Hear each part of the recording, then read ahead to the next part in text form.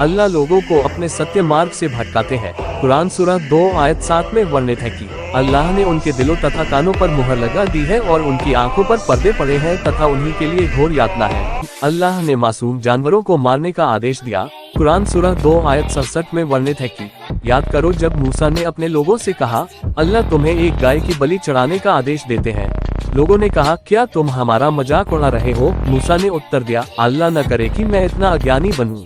अल्लाह अपने ही नबियों को नहीं बचा पाए। कुरान सूरह 2 आयत 87 में वर्णित है कि तथा हमने मूसा को पुस्तक तौरात प्रदान की और उसके पश्चात निरंतर रसूल भेजे और हमने मरियम के पुत्र ईसा को खुली निशानियां दी और रूहुल कुदुस द्वारा उसे समर्थन दिया। तो क्या जब भी कोई रसूल तुम्हारी अपनी मनमानी के विरुद्ध कोई बात तुम्हारे पास लेकर आया तो तुम अकड़ गए? अतः कुछ नबियों को झुठला दिया और कुछ की हत्या करने लगे। अल्लाह के अनुसार ईमान वालों की पत्नियां उनकी खेतियां हैं। कुरान सूरह 2 आयत 223 में वर्णित है कि तुम्हारी पत्नियां तुम्हारे लिए खेतियां हैं। तुम्हें अनुमति है कि जैसे चाहो अपनी खेतियों में जाओ, परंतु भविष्य के लिए भी सत्कर्म करो तथा अल्लाह से डरते रहो और विश्वास रखो कि तुम्हें उससे मिलना है और ईमान वालों को शुभ सूचना सुना दो। तलाक होने के पश्चात यदि स्त्री और पुरुष पुनः साथ आना चाहते हैं तो स्त्री को दूसरे व्यक्ति के साथ विवाह कर उसके साथ संभोग करना होगा। कुरान सूरह 2 आयत 230 में वर्णित है कि फिर यदि उसे तीसरी बार तलाक दे दो तो वह स्त्री उसके लिए हलाल वैध नहीं होगी जब तक दूसरे पति से विवाह न कर ले।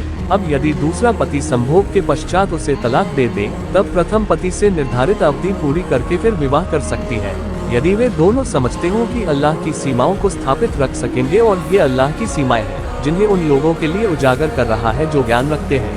अल्लाह के नबी इब्राहिम ने अवैज्ञानिक कार्य करने को कहा। कुरान सूरह 2 आयत 258 में वर्णित है कि हे नबी, क्या आपने उस व्यक्ति की दशा पर विचार नहीं किया जिसने इब्राहिम से उसके पालनहार के विषय में विवाद किया, इसलिए कि अल्लाह ने उसे राज्य दिया था। जब इब्राहिम ने कहा मेरा पालनहार वो है जो जीवित करता तथा मारता है, तो उसने कहा मैं भी जीवित करता तथा मारता हूँ।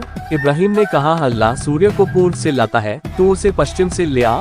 ये सुनकर काफिर चकित रह गया और अल्लाह अत्याचारियों को मार्गदर्शन नहीं देता। अल्लाह ने 100 वर्ष से मृत पड़े व्यक्ति को जीवित कर दिया। कुरान सूरह 2 आयत 259 में वर्णित है कि अथवा उस व्यक्ति के प्रकार जो एक ऐसी नगरी से गुजरा जो अपनी छतों सहित ध्वस्त पड़ी थी। उसने कहा अल्लाह इसके ध्वस्त हो जाने के पश्चात इसे कैसे जीवित आबाद करेगा। फिर अल्लाह ने उसे 100 वर्ष तक मौत दे दी। फिर उसे जीवित किया और कहा तुम कितनी अवधि तक मुर्दा पड़े रहे? उसने कहा एक दिन अथवा दिन के कुछ क्षण। अल्लाह ने कहा बल्कि तुम 100 वर्ष तक पड़े रहे। अपने खाने पीने को देखो कि तनिक परिवर्तन नहीं हुआ है तथा अपने गधे की ओर देखो ताकि हम तुम्हें लोगों के लिए एक निशानी चिन्ह बना दे तथा गधे की अस्थियों को देखो कि हम उन्हें कैसे खड़ा करते हैं और उन पर कैसे मांस चढ़ाते हैं। इस प्रकार जब उसके समक्ष बातें उजागर हो गयीं, तो वह पुकार उठा कि मुझे प्रत्यक्ष ज्ञान हो गया कि अल्लाह जो चाहे कर सकता है।